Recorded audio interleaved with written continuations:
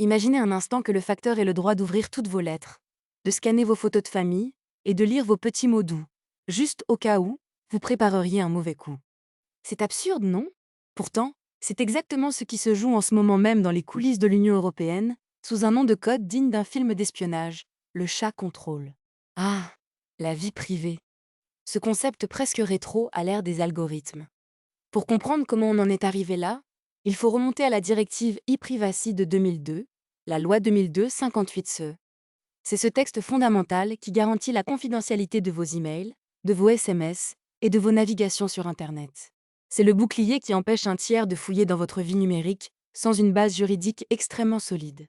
Mais depuis 2021, une dérogation temporaire permet aux messageries d'utiliser volontairement certaines technologies pour détecter, signaler et retirer des contenus d'abus sexuels sur mineurs. Pourquoi cette exception? Parce que nous faisons face à un fléau absolument abject. Les chiffres de l'année 2023 sont terrifiants et nous obligent à regarder la réalité en face. Rien qu'au sein de l'Union européenne, 1,3 million de signalements d'abus sexuels sur mineurs ont été recensés en 2023, incluant plus de 3,4 millions d'images et de vidéos. À l'échelle mondiale, la situation donne le vertige. Près de 35,9 millions de signalements enregistrés sur la même année, englobant environ 105,6 millions d'images et de vidéos.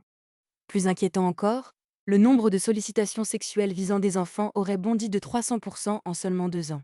Devant une telle horreur, l'Union européenne se doit d'agir. C'est une évidence morale. Mais c'est là que le piège de la fausse naïveté se referme. Comment les plateformes procèdent-elles concrètement pour traquer ces monstres?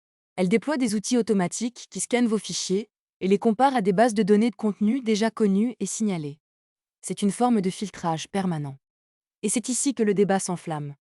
Le projet initial du chat control menaçait directement le chiffrement de bout en bout. Cette technologie qui garantit que personne, pas même l'application que vous utilisez, ne peut lire vos messages. Heureusement, le Parlement européen a tremblé.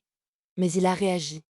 Après de longues et intenses négociations, les eurodéputés ont validé le mardi 7 juillet l'examen du texte en procédure d'urgence. Puis, le jeudi 9 juillet, ils ont adopté des amendements majeurs à la position du Conseil. Leur but? Exclure explicitement les communications chiffrées de bout en bout du champ de cette dérogation. C'est une victoire temporaire pour les défenseurs des libertés individuelles. Désormais, le texte est transmis au Conseil de l'Union européenne, qui dispose d'un compte à rebours précis de 3 mois pour accepter ou rejeter ces modifications. Le véritable nœud du problème, c'est cette illusion technologique qui consiste à croire qu'on peut créer une clé d'accès uniquement pour les gentils. Si on force les messageries à ouvrir une porte dérobée dans nos conversations, pour que les algorithmes étatiques puissent y jeter un œil, cette porte sera inévitablement exploitée par des esprits malveillants, des pirates ou des régimes autoritaires.